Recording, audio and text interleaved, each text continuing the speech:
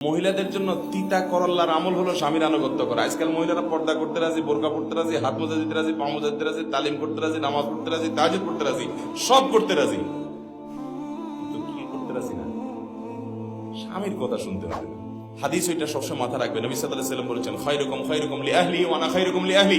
তোমাদের মধ্যে সবচেয়ে ভালো মানুষ কে? এই যে মাহফিলে এতগুলো মানুষ, আপনাদের পুরো মজলিসের মধ্যে ভালো মানুষ কারা? ভালো মানুষের ক্রাইটেরিয়া কি? যে মানুষগুলো বিবাহিত, তাদের মধ্যে ভালো মানুষ হলো যার বউয়ে তারে বলে যে আমাদের আব্দুল্লাহর বাপ, আমাদের লিটনের বাপ, আমার স্বামী, এই লোকটা তার মতো মানুষ হয় না, আমি তারপর অনেক খুশি।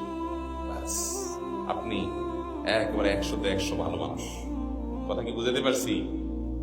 এখন বাসায় গিয়ে বলে জিজ্ঞেস করবেন যে আসলে আমি লোকটা কেমন। যদি দেখেন যে বউ আস্তে করে ফিক করে হেসে দিছে, তাহলে বুঝবেন কাহিনী খারাপ।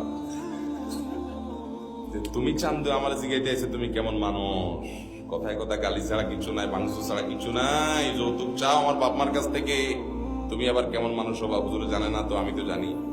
বেটি যদি ফিক করে হেসে দেয় তাহলে বুঝবেন লক্ষণ খারাপ।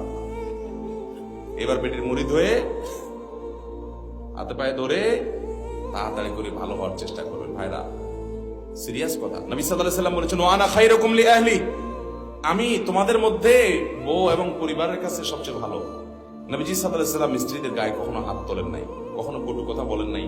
বিভিন্ন হাদিস থেকে বোঝা যায় আমাদের আসলে তার বয়স কম ছিল তো, আটা গোলায় রেখে দিতেন, দাওয়া জেনে সে খেয়ে নিত, মোরগ বা ছাগল এই জাতীয় এগুলো সময় খেয়ে ফেলতো, ঢাকতে ভুলে যেতেন। এরকম কিছু দুর্বলতা থাকতো আমাদের বৌদ্ধের মধ্যে। এরকম হইলে আমরা যুদ্ধ শুরু করি না। নবী সাল্লাল্লাহু আলাইহি ওয়াসাল্লাম কোনদিন একটা কটু কথা বলেছেন পাওয়া যায় না। একটা ঘটনা আমি প্রায় শুনাই, বুখারীতে বর্ণিত হয়েছে যে এক নবী সাল্লাল্লাহু আলাইহি ওয়াসাল্লাম এক স্ত্রী ঘর থেকে বাটিতে করে তরকারি পাঠাইছে কাজের মেয়েকে দিয়ে। নবী করিম সাল্লাল্লাহু আলাইহি ওয়াসাল্লাম আয়েশা রাদিয়াল্লাহু আনহা ঘরে ছিলেন। আয়েশা রাদিয়াল্লাহু আনহা চিন্তা করলেন, আমার ঘরে আজকে নবীজি, আজকে আমি কি খাওয়াবো না খাওয়াবো এটা আমার ব্যাপার, আরেকজনে বাটি ভরে তরকারি পাঠায় ভালো সাজবে, এটা তো সহ্য করা যায় না। বাটিটা ধরে পুড়ে ফেলা মারছে, ভেঙে দুই টুকরা হয়ে গেছে, তরকারি পড়ে গেছে।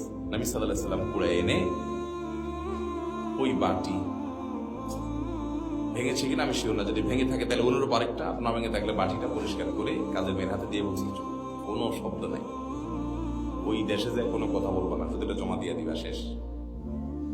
হাদিসে আমরা কোথাও এটা পাই না যে নবী সাল্লাল্লাহু আলাইহি ওয়াসাল্লাম দুইটা ধমক দিয়ে খারাপ কথা, শক্ত কথা আমাদের আয়েশাকে বলেছেন। এর মানে এই না যে শাসন করেন নাই, শাসন করেছেন। স্ত্রীদেরকে সোহাগ করে যতটা শাসন করা যায়, ধমক দিয়ে বকা দিয়ে যতটা শাসন করা যায় না, এটা পোলা পান না। আল্লাহ আমাদের পুরুষদেরকে মানুষ হওয়ার তৌফিক দান করুন, আর মহিলাদের তাদের আল্লাহ তাআলা মানুষ হওয়ার তৌফিক দান। সবাইকে দেখুন, দাম্পত্য জীবনের সুখের জন্য দুইটা চাবি লাগবে, একটা হলো সবর আর একটা হলো শুকর। একটা হলো সবর আর একটা হলো শুকর। অনেক মহিলা এসে বলে, হুজুর এত কষ্টে আছি জানেন না, অমানুষ। আমি বলি, বোন, আমারে বুকে হাজার হাজার মহিলা দৃষ্টি আছে, আপনি আমারে কি শোনাবেন? এদিকে আসেন, বসেন, আপনার চাইতে আরো প্যাথেটিক হিস্ট্রি আপনারা দুইটা শুনাই, এরপর আপনার মনে হয় আপনি তো জান্নাতে আছেন। অতএব আমরা অন্যের দিকে তাকাবো যে আল্লাহ তার চাইতে আমাকে ভালো রেখেছেন। এবং দুনিয়ার ক্ষেত্রে দেখতে হয় নিজের থেকে যারা কষ্টে আছে তাদের দিকে, তাহলে আপনার শান্তি আসবে, অশান্তি দূর হবে। আল্লাহ আমাদের সংসারগুলোতে শান্তি নসিব করুন। অতএব স্বামীরা এরকম অমানুষ্যের মতো আচরণ করবেন না, আর মহিলারাও সবর করবেন, নসিহা করবেন, বুঝাবেন। অনেক মহিলা আছে ব্যক্তিগত ইবাদত বন্দেগীতে, তালিম ইত্যাদিতে এমন যুগে স্বামীর আনুগত্য করেন। আমি প্রায় বলি, মহিলাদের জন্য তিতা করল্লার আমল হলো স্বামীর আনুগত্য করা। আজকাল মহিলারা পর্দা করতে রাজি, বোরকা পড়তে রাজি, হাত মোজা দিতে রাজি, পা মোজা দিতে রাজি, তালিম করতে রাজি, নামাজ পড়তে রাজি, তাহাজ্জুদ পড়তে রাজি, সব করতে রাজি, তো কি করতে রাজি না?